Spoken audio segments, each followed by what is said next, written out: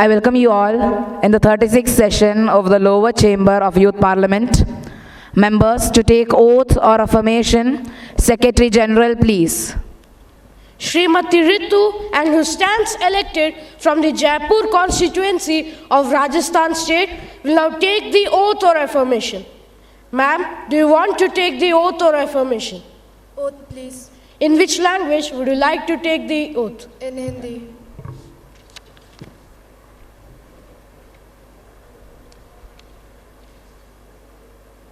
मैं ऋतु ईश्वर की शपथ लेती हूँ कि मैं विधि द्वारा स्थापित भारत के संविधान के प्रति सच्ची श्रद्धा और निष्ठा रखूँगी।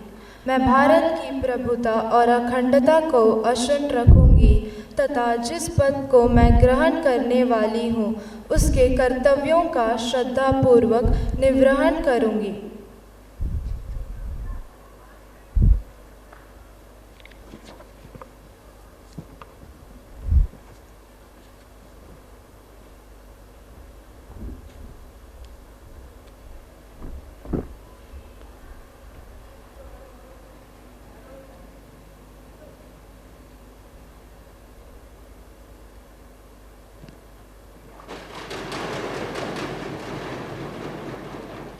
Mr. Anush, who stands elected from the Coimbatore constituency of Tamil Nadu state, will now take the oath or affirmation. Sir, do you want to take the oath or affirmation? Affirmation, please. In which language would you like to take the affirmation? In English, please.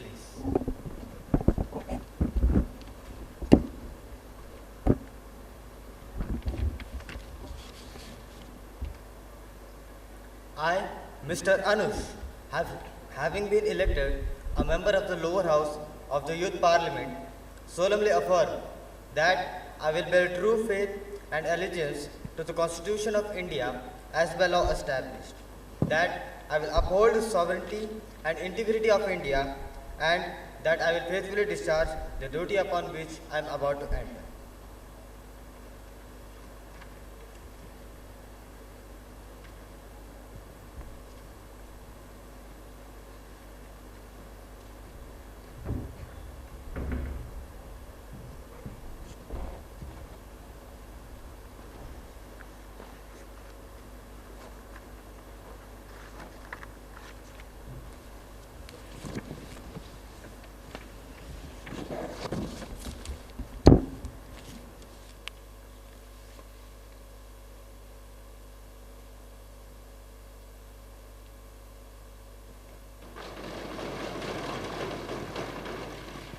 Now, Mrs. Purvi, who stands elected from the Dakshina Kannada constituency of Karnataka state, will now take the oath or affirmation. Madam, do you want to take the oath or affirmation? Oath, please. In which language would you like to take the oath? In Kannada.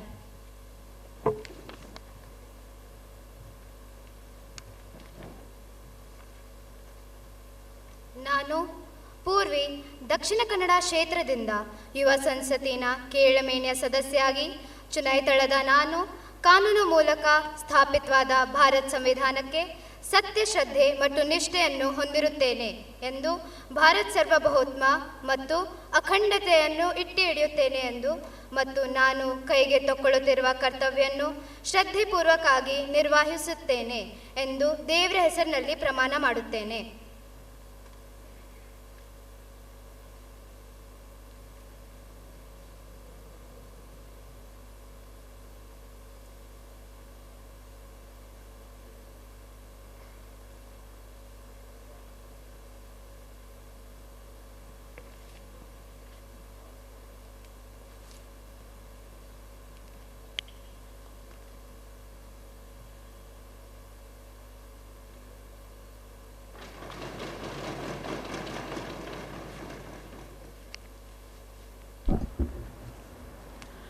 Honorable members, it is with deep sorrow that I inform the House of the passing away of our former colleague, Shri Iqbal Ahmed Saradgi. He represented the Gulbarga constituency of Karnataka in the 13th and 14th Lok Sabha and was also a member of Karnataka Legislative Council from 2014 to 2020. He served as member of Committee on Home Affairs, member of Consultative Committee, member of Ministry of Health, Family Welfare, and member of Committee on Railways. A stalwart of Indian National Congress, Shri Saradgi served his party and people with sincerity and a deep sense of responsibility. He left for his heavenly abode on 22 May 2024 at the age of 79. Honorable Speaker, the demise of Shri Iqbal Ahmed Saradgi has left a void in the political landscape of Karnataka and in our public life. His decision in 2009 to make way for Shri Mallikarjun Kharge exemplified his selfless dedication to the party and the values of social justice. He had a calm dignity and quiet resolve that worked the admiration of all those who worked with him. And also, all those who worked with him admired the way he represented himself for the party. His contributions to the state will be long remembered, and I join myself in condolencing him with his family and the loved ones.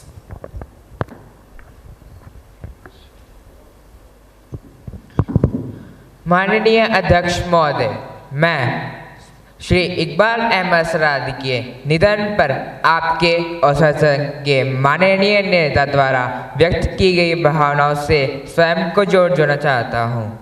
मेरी श्री सरादी के रूप में हमने ऐसे संसदीय व्यक्ति को खो दिया है जिनमें गहरी विनम्रता थी। उन्होंने अपने आप को अनुग्रह और परिपक्वता साथ खुद को संचालित किया, व्यक्तिगत महत्वाकांक्षा से ऊपर सार्वजनिक हित को रखा। जैसे 2009 में देखा गया जब उन्होंने स्वेच्छा के अधिक प्रतिनिधित्व के महान उद्देश्य के लिए पद छोड़ दिया। मेरी पार्टी और स्वयं की ओर से मैं शोक संतप्त परिवार के प्रति संपूर्ण श्रद्धांजलि एवं हार्दिक संवेदनाएं अर्पित करता हूँ।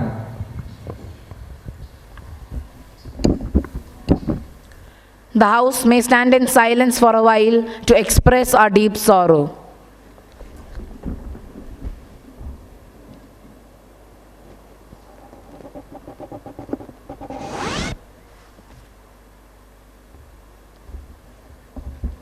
Secretary General may convey the message of condolence to the bereaved family. Yes, sir. Prime Minister to introduce new ministers. Mr. Speaker, sir, I have my pleasure in introducing you and through you to the House, my colleagues and the new ministers. Ms. Eva Bariwal, Minister of Housing and Urban Affairs. Ms. Yashika, Minister of Commerce and Industry. Now the question hour starts. Question number 201, Ms. Dhruti.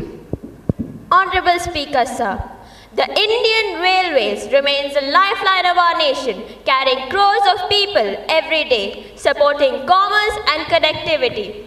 In this context, will the Honorable Minister of Railways be pleased to state whether the government has taken steps to modernize railway infrastructure and improve passenger experience across India?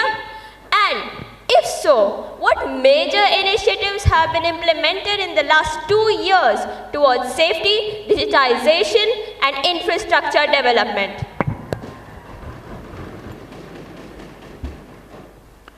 Honorable Minister of Railways may please respond. Honorable Speaker, sir, yes, the Government of India is committed to transforming Indian Railways into a safer, faster and more passenger-friendly service. In the past 2 years, we have implemented several initiatives for modernization and improved service delivery, including launch of the Vande Bharat Express on multiple key routes to improve speed and comfort with modern amenities, 100% electrification of broad gauge routes on several zones to promote sustainability and reduce dependence on diesel, revamp of 1,200 plus railway stations under the Amrit Bharat Station scheme, including escalators, LED lighting, digital displays, and clean sanitation facilities. deployment of Kavach, an indigenous automated train production system to enhance safety and prevent collisions. Indian Railways is on track to become a world-class, inclusive and environmentally responsible public transport system. Supplementary question. Ms. Duti. Honorable Speaker, sir, while we modernize our trains, safety must remain a top concern. How is the ministry ensuring passenger safety, especially in the light of recent derailments and fire incidents? Honorable Minister, please. An important point raised. Passenger safety is non-negotiable. To strengthen safety measures, we have implemented real-time fire detection systems and fire retardant materials in new coaches, rolled out the Kavach safety system to prevent overspeeding and signal jump incidents. We are also investing in training for loco pilots and crew to ensure quick and responsible handling of any emergencies. Supplementary question. Ms. Arnika.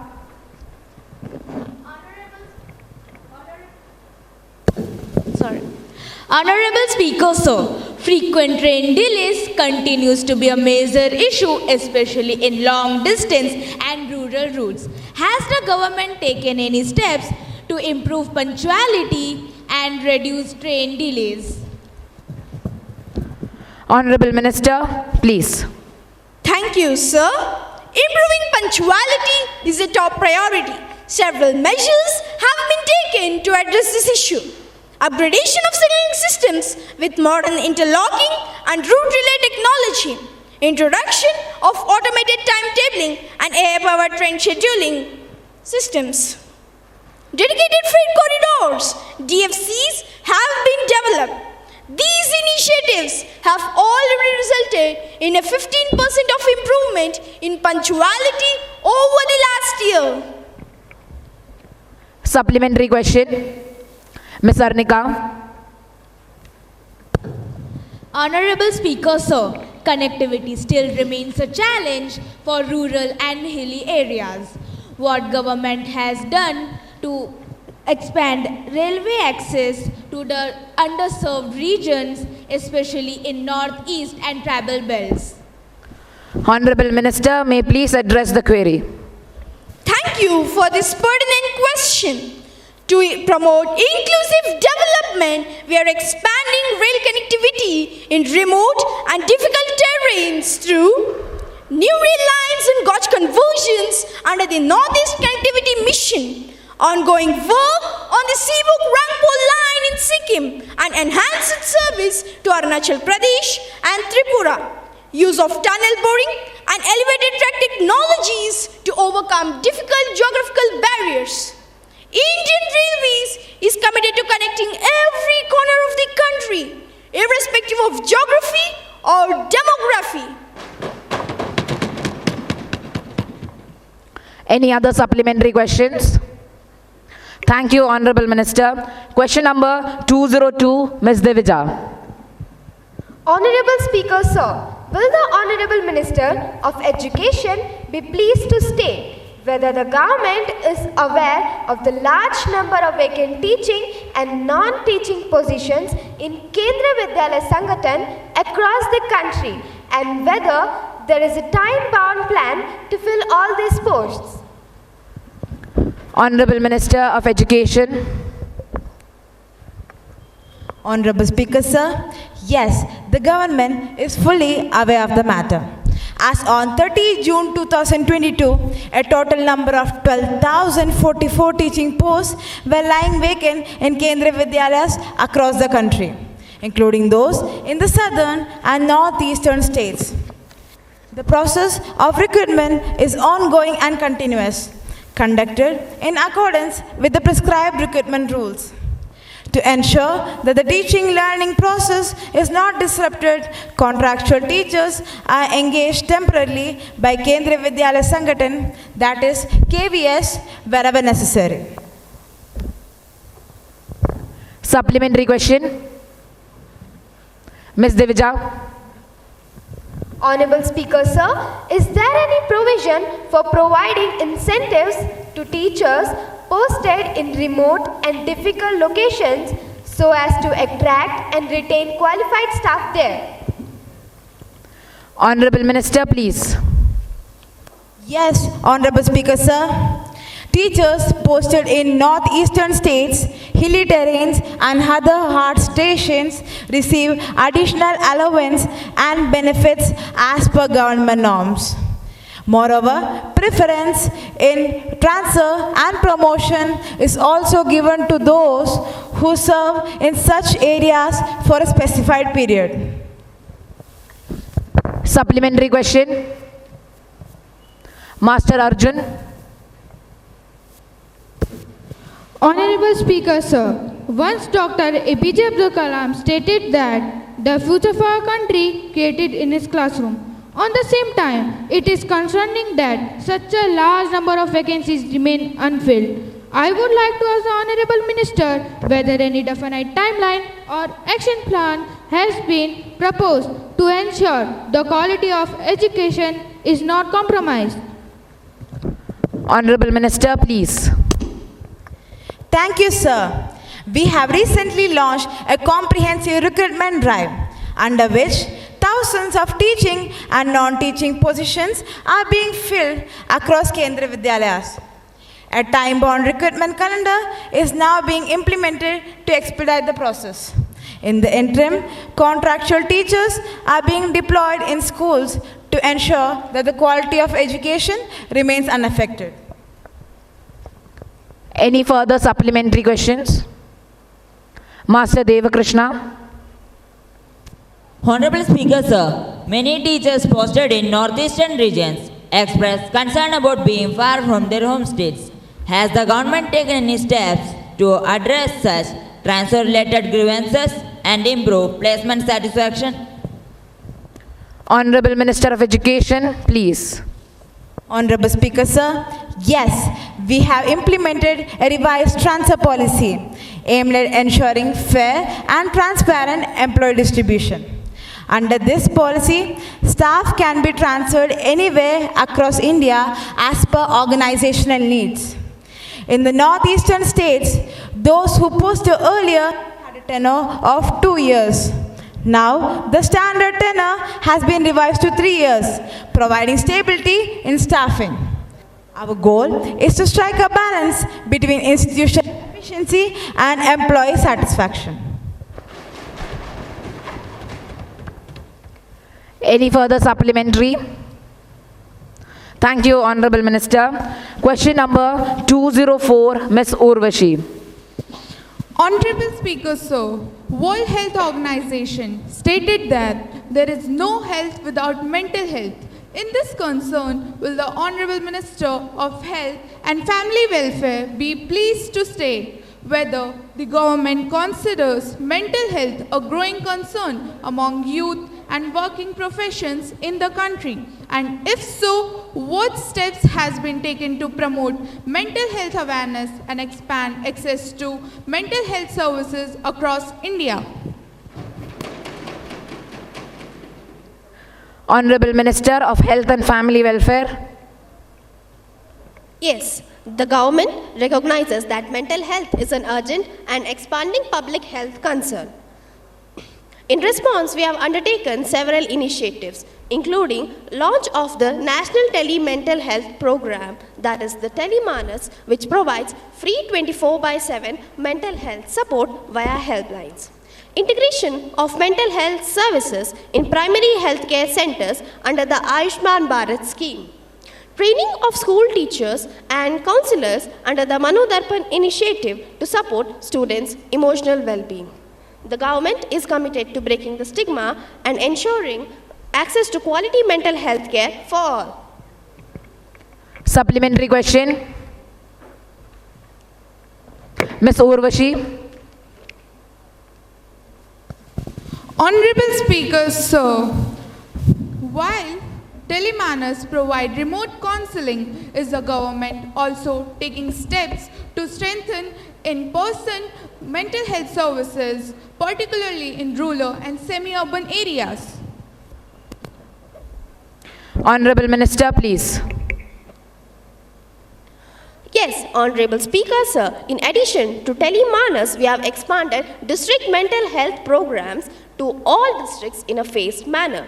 This ensures that trained psychologists, psychiatrists, and social workers are locally available where the access was historically been limited. Supplementary question. Master Laksh. Honorable Speaker, sir, what specific measures are being taken to address mental health issues among school and college students, especially in the post-pandemic period? Honorable Minister, please respond. Thank you for the question. We are deeply concerned about the psychological impact that the pandemic has had on our youth. To address this, the Mano Darpan initiative under the Ministry of Education offers emotional support to school and college students through online counseling, helpline, and peer engagement.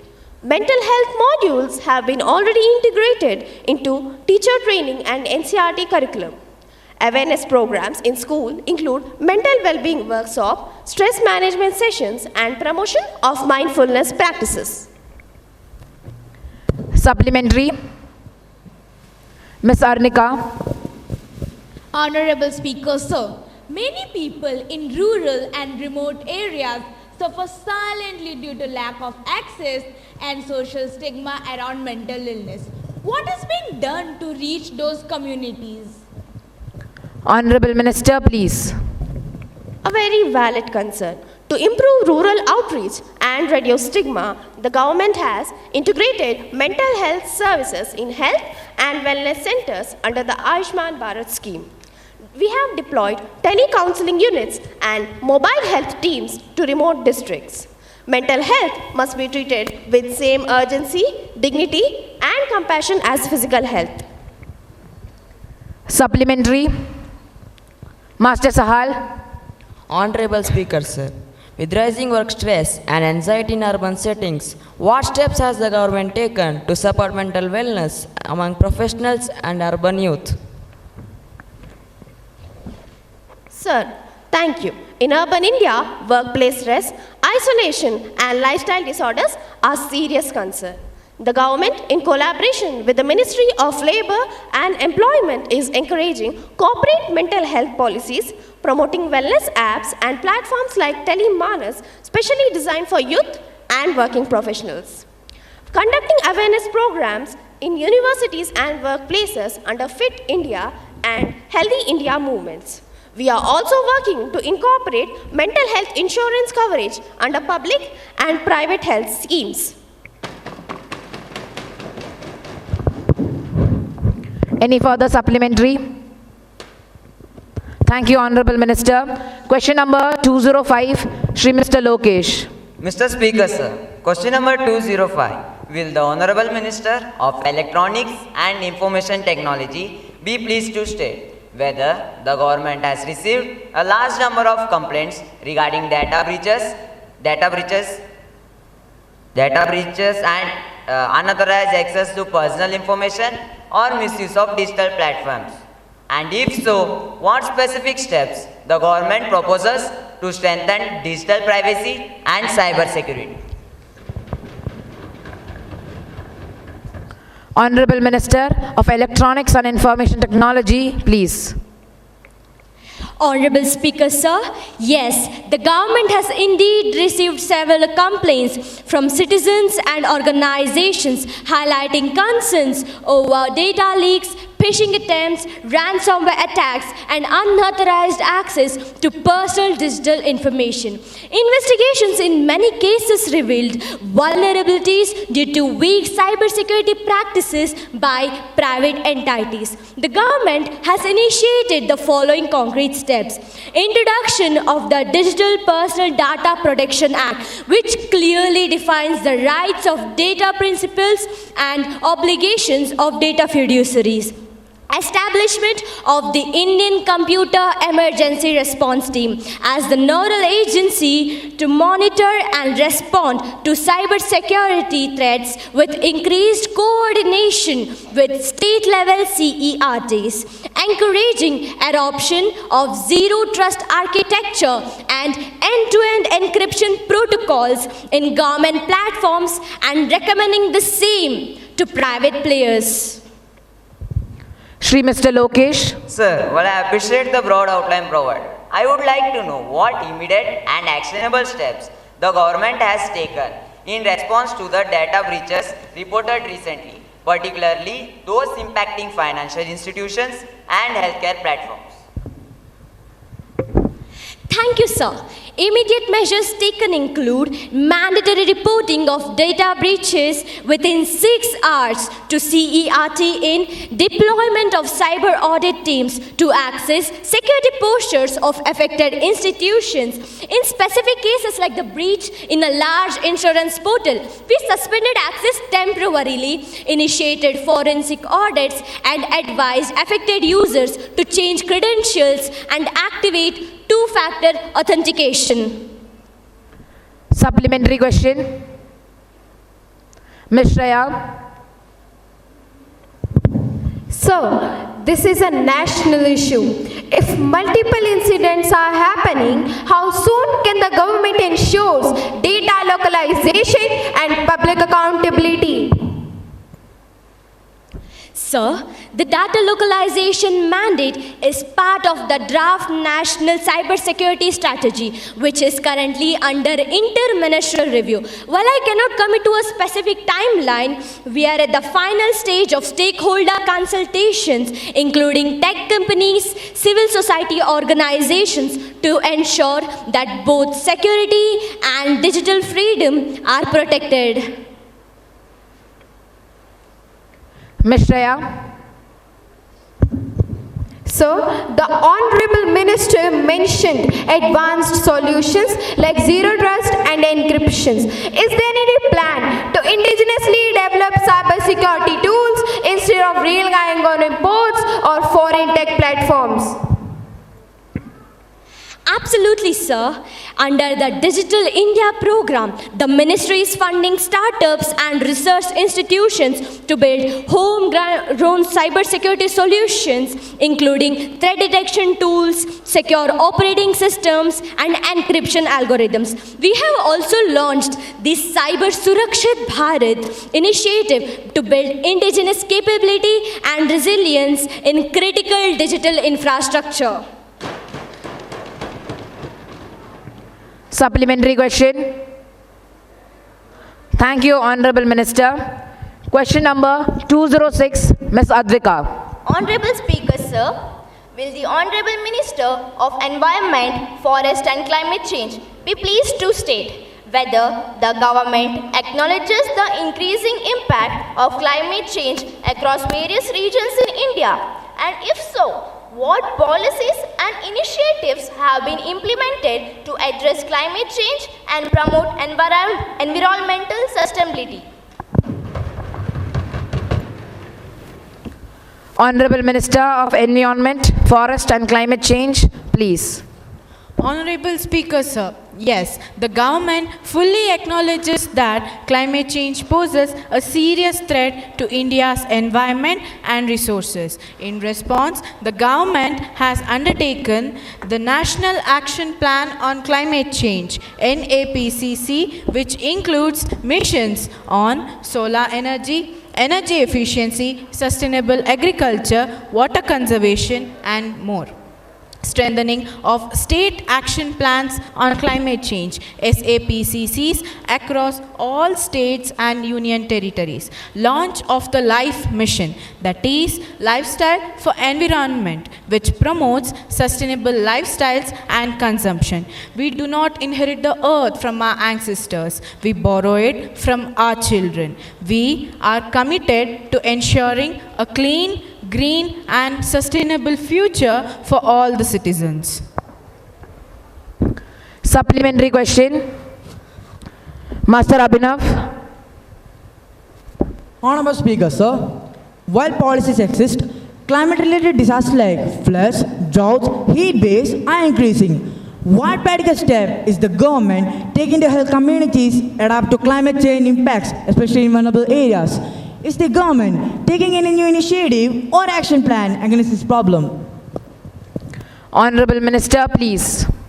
Thank you for raising a very pertinent concern. Honorable Speaker, sir, adaptation is a priority to India's climate strategy. The government is supporting climate resilient agriculture practices through the National Mission on Sustainable Agriculture, promoting water harvesting, early warning systems and disaster preparedness in coastal and flood-prone regions. These efforts aim to empower the local communities and build long-term climate resilience.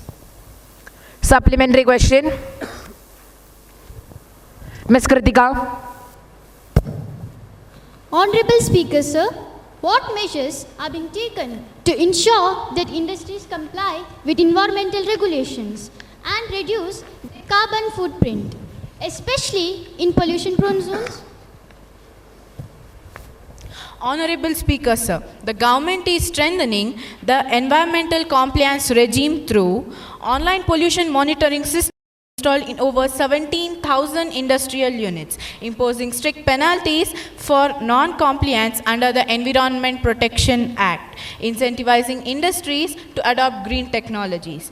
We have also notified stricter emission norms for thermal power plants and are promoting renewable energy integration in the industrial sector.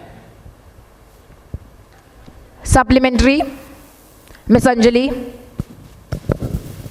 Honorable Speaker, sir, what is being done to engage youth and educational institutions in the environmental protection movement? An excellent question. Honorable Speaker, sir, we believe youth are critical to environmental transformation. Therefore, the ministry is implementing eco-clubs in over 1 lakh schools through the National Green Core program, partnering with schools and colleges for tree plantation drives, plastic reduction campaigns, and climate literacy workshops, integrating environmental education into the curriculum under the NEP 2020. We must empower students not just as learners but as the guardians of the planet.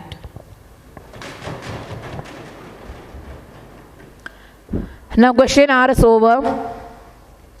No more supplementary questions, please.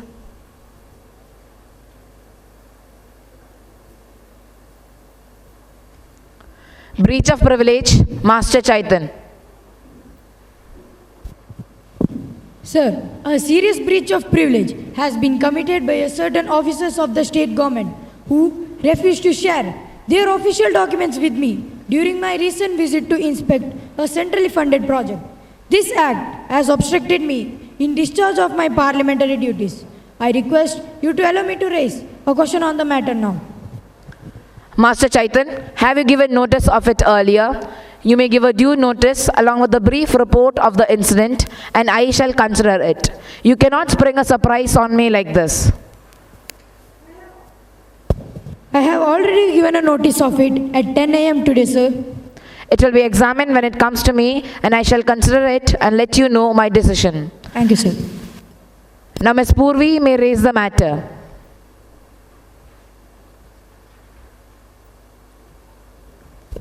Sir, a serious breach of privilege has been committed by the Managing Director of the Central Waterways Authority, who denied me to access my inspection reports during my recent visit to the flood-prone areas, funded under National Disaster Relief Program. Despite my prior intimation, I was told that I was no authority to view internal assessments. This act has clearly obstructed me in the discharge of my parliamentary responsibilities, mainly in ensuring transparency and accountability in the central sponsored schemes. I request you to allow me to raise a question on this matter now. Ms. Purvi, have you given notice of it earlier? You may give a due notice along with a brief report of the incident and I shall consider it. Sir, I have already given notice of it at 10:15 a.m. today, sir. It will be examined when it comes to me, and I shall consider it and let you know my decision. Now papers to be laid. Honorable Minister of Parliamentary Affairs, lay the paper on the House Minister's table, please. Honorable Speaker, sir, with your kind permission and on behalf of the ministers concerned, I lay on the table of the House the following papers. A copy each in English and Hindi of the annual reports and audited accounts of the National Skill Development Corporation for the year 2023 to 2024, as required under the Companies Act 2013. The action taken statement on the recommendations contained in the 17th report of the Standing Committee on Education, Women, Children, Youth and Sports on the functioning of Kendra Vidyalayas. A copy of the notification issued by the Ministry of Home Affairs amending the Disaster Management Rules 2025 in response to climate-related events in vulnerable districts. A copy in English and Hindi of the notification issued by the Ministry of Finance regarding the revised GST compensation to states dated 5th July 2025 under Section 7 of the GST Compensation to States Act 2017. Honorable Minister of Skill Development and Entrepreneurship. Honorable Speaker, sir, with your kind permission, I lay on the table of the House the following papers. A copy each in English and Hindi of the annual reports and the audited accounts of the National Skill Development Agency for the year 2023 to 24, and the action taken statement on the 30th report on the Standing Committee on Labour, Skill Development and Employment regarding short-term skill training programs. Honorable Minister of Environment, Forest and Climate Change. Honorable Speaker, sir, with your kind permission, I lay on the table of the House the following papers. A copy each in English and Hindi of the annual environment status report for the year 2023 to 24 as mandated by the Environment Protection Act 1986. Honorable Minister of Health, Family Welfare. Honorable Speaker, sir, with your kind permission, I lay on the table of the House the following paper. A copy each in English and Hindi of the annual report of National Health Mission for the year 2023-24. The statement of the action taken on the recommendations contained in the 18th report of Parliament Standing Committee on Health and Family Welfare on mental health care services across states.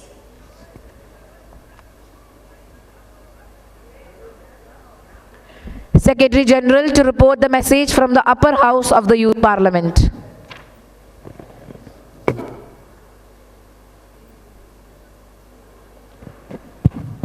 Sir, I have to report the following message received from the Secretary of the Upper House of Youth Parliament. In accordance of the rules of procedure and the conduct of business in the Upper House of Youth Parliament, I am hereby directed to enclose a copy of the Climate Action and Green Jobs Bill 2025 as directed by the Upper House at its sitting held on 15 July 2025. Secretary General to lay on the table a copy of the bill as passed by the upper house of the Youth Parliament. Sir, I lay on the table of the House the Climate Action and Green Jobs Bill 2025 as directed by the Upper House.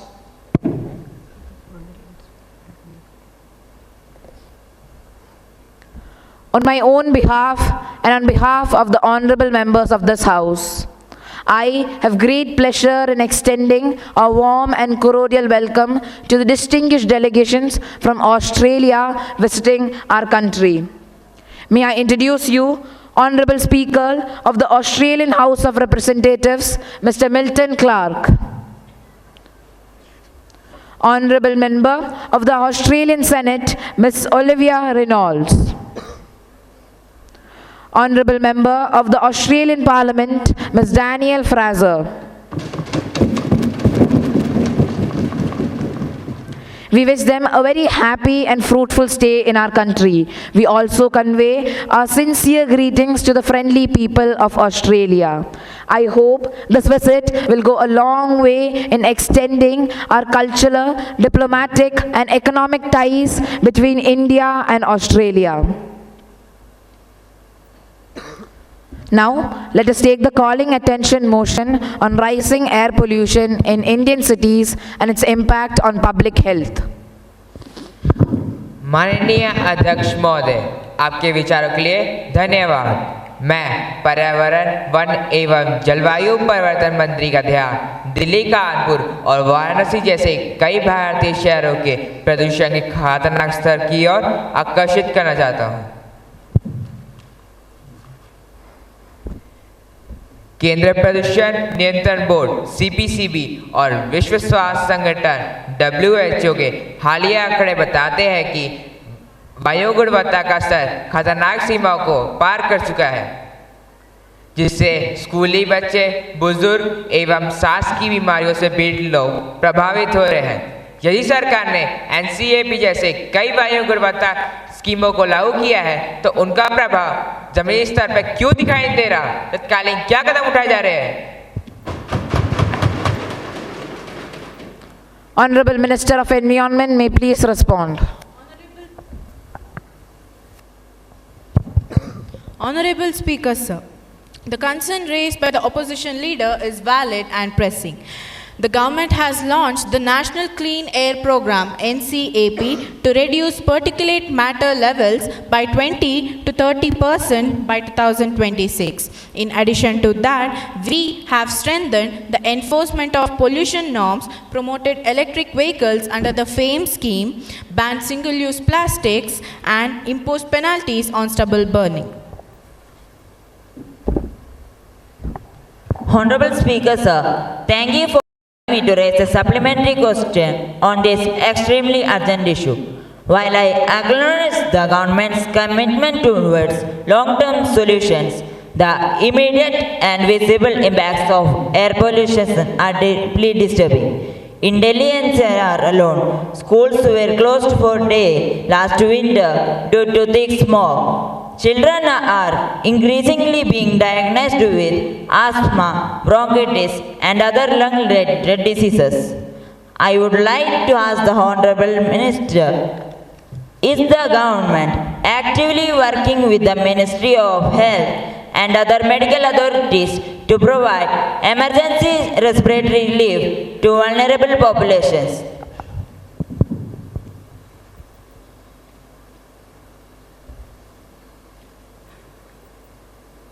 Especially children, the elderly, and daily wage workers in high-risk zones. Are mobile health units being deployed in severely polluted districts? Is there a plan to distribute N95 or higher-grade masks in public institutions? Honorable Minister, please. Thank you, Honorable Speaker, sir. I appreciate the concern raised by the Honorable Member. Yes, in collaboration with the Ministry of Health and Family Welfare, advisories have already been issued to all state health departments to deploy temporary medical camps in areas reporting poor to severe air quality levels. We have also directed schools in red zones to keep indoor environments safe by installing air purifiers, sealing open windows during peak smog hours, and restricting outdoor activities. As a precautionary step, N95 masks are being distributed in government schools, Anganwadis, and primary health centers. Any further supplementary questions? Mr. Niksha, you may proceed. Honorable Speaker, sir, I wish to highlight another dimension of this problem.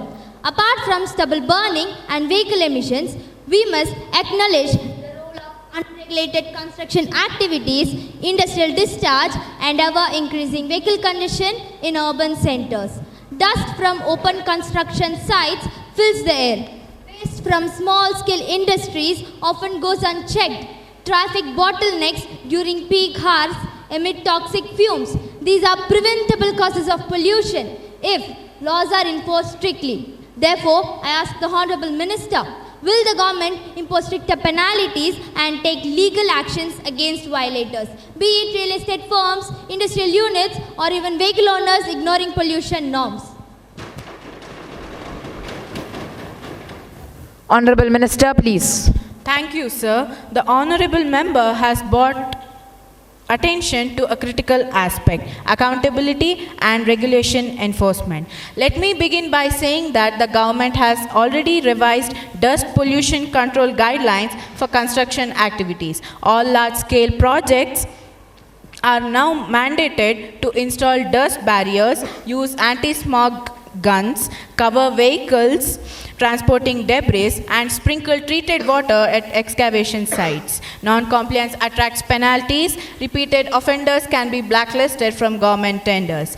We are also collaborating with the Ministry of Urban Development and promote green building codes which encourage use of sustainable materials and reduce dependency on polluting machinery. On the vehicular front, we have tightened checks under the Pollution Under Control (PUC) regime. I assure the House that both preventive and punitive measures are being strengthened, and pollution control is now treated as a matter of environmental responsibility and human survival.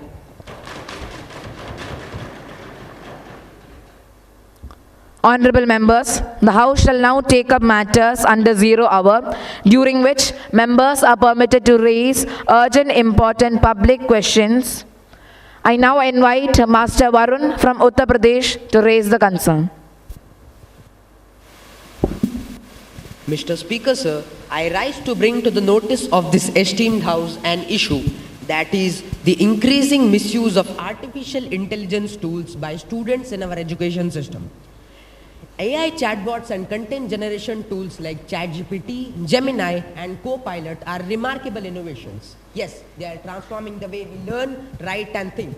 However, we must acknowledge the growing trend of these tools being used for plagiarism, copy-paste assignments and even solving entire exam papers. What is even more surprising is that children are being conditioned to rely on instant solutions rather than cultivating critical thinking and problem-solving abilities. As we advance into a digital era, regulatory guidelines on AI use in schools, colleges, and universities are essential. Education should empower, not enable shortcuts. I urge the Honorable Minister of Education to look into the frameworks that balance innovation with academic integrity. Thank you. This matter deserves due attention. Ms. Eva from Delhi, please.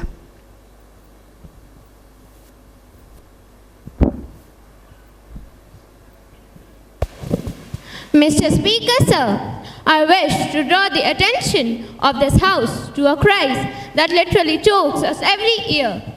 The issue of air pollution in India's major cities.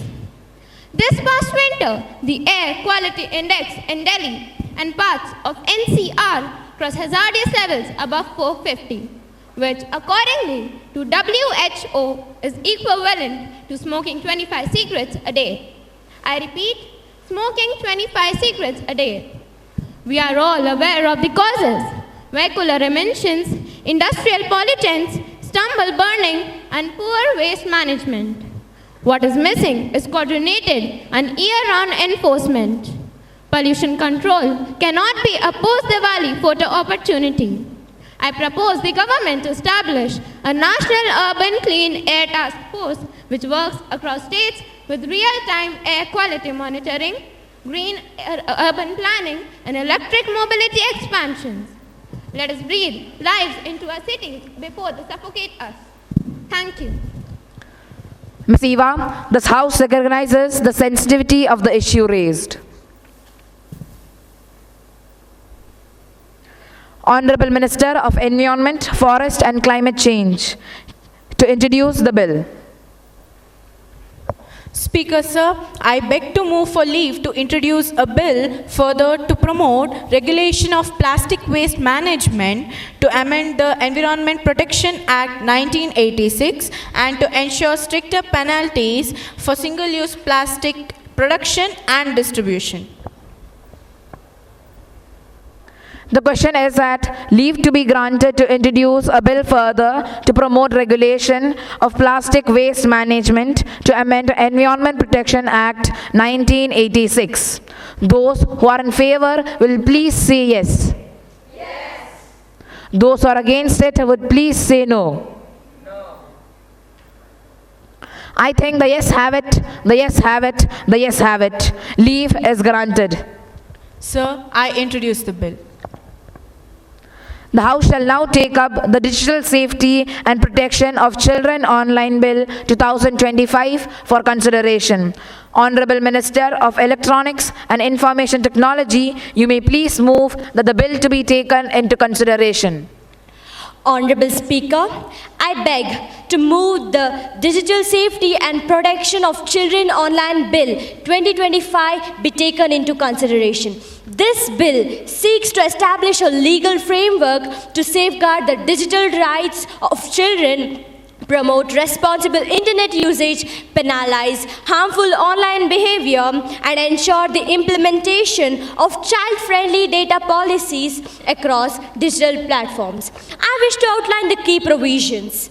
All platforms must feature a child-friendly and accessible reporting mechanism to flag harmful content, abuse, or harassment. Redressal of such complaints must be completed within 72 hours of receipt. Platforms shall be required to deploy a combination of AI-based and human moderation tools to proactively detect and remove any content deemed harmful. In collaboration with the Ministry of Education, the NDCSC will ensure the introduction of a compulsory digital safety and literacy curriculum from class 6 onwards in all schools across India. Acts of online grooming, cyber stalking, child sexual abuse content, or digital extortion shall be punishable with imprisonment up to 7 years along with fines. Platforms aiding or abetting such content shall also be held liable. Sir, we believe this step is essential for protecting the mental, emotional, and physical well-being of children across India. Thank you. Now, Master Pranav, please present your views.